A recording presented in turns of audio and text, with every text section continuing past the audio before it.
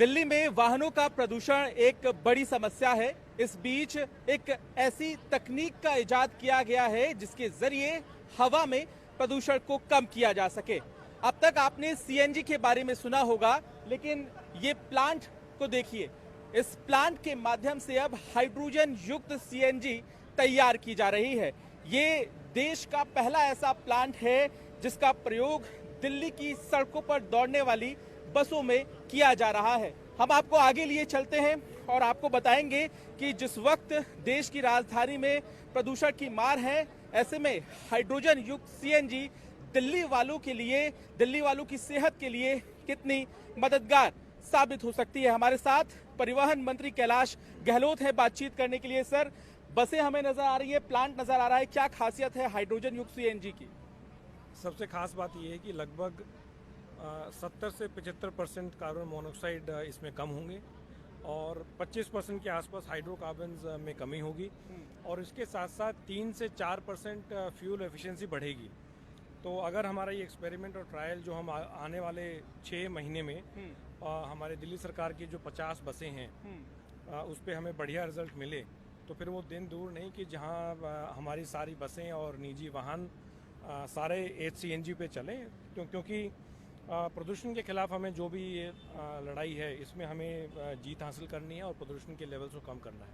साथ ही साथ मैं बस देख पा रहा हूँ यहाँ पर, ये वही बसें हैं जिनमें हाइड्रोजन युक्त सीएनजी का इस्तेमाल होगा। तस्वीर आप यहाँ पर देख लीजिए और कितनी संख्या है इन बसों की, और दिल्ली में हजारों की संख्या में बसें हैं।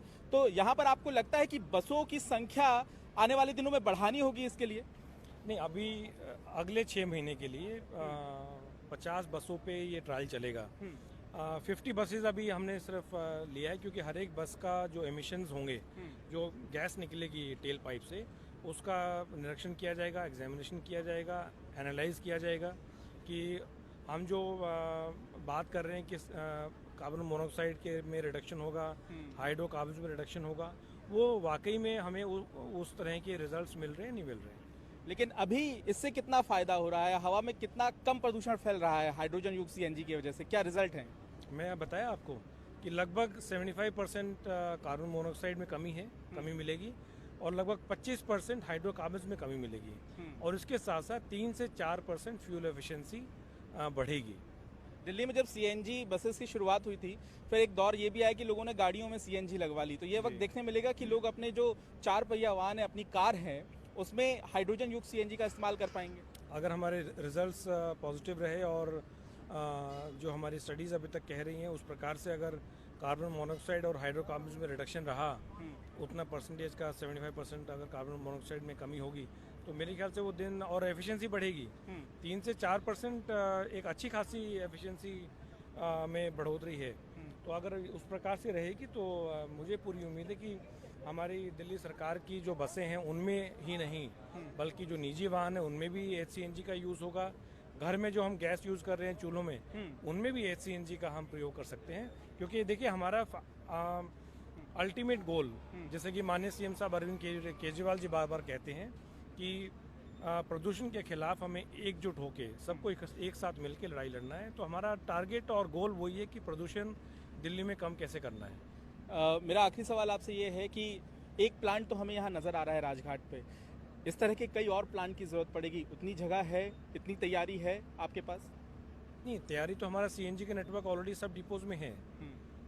तो HCNG के जैसे ये प्लांट हमने सामने लगाया, इसी प्रकार से और डिपोज में सिंगल प्लांट लगना है या एक 3-4 डिपोज का प्लांट कंबाइन करना है, वो डिसाइड करेंगे 6 महीने के बाद। चलिए, तो यहाँ पर अब दिल्ली की सड़कों पर जो बसें दौड़ने जा रही हैं उसमें हाइड्रोजन युक्त सीएनजी होगी और इसके परिणाम 6 महीने बाद सरकार कहीं ना कहीं एक रिपोर्ट के जरिए तैयार करेगी और देखना होगा कि क्या वाकई दिल्ली में जो वाहनों का प्रदूषण फैलता है उस पर लगाम लगाने के लिए ये तकनीक कितनी सफल होती है। पंकज जैन, दिल्ली, आज तक।